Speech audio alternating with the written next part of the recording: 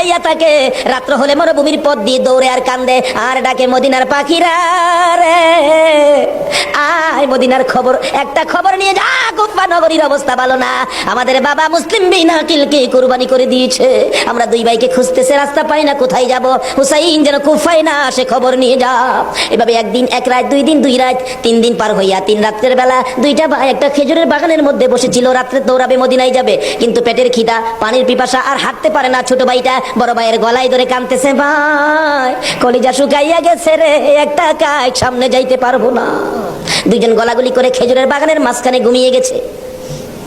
এই খেজুরের বাগানের মালিকের নাম ছিল হারেস। হারেস নিজে ও তরবারি লইয়া ঘুরতেছে। সকালবেলা হারেসের বিবি যাই বাগান দেখবে, যাইয়া দেখে বাগানের মাঝখানে সাপ বিচ্ছুর ভয় থাকে, কিন্তু এই ভয়ের মাঝখানে দুইটা পূর্ণিমার চাঁদের মতো সন্তান ঘুমাইয়া রইছে।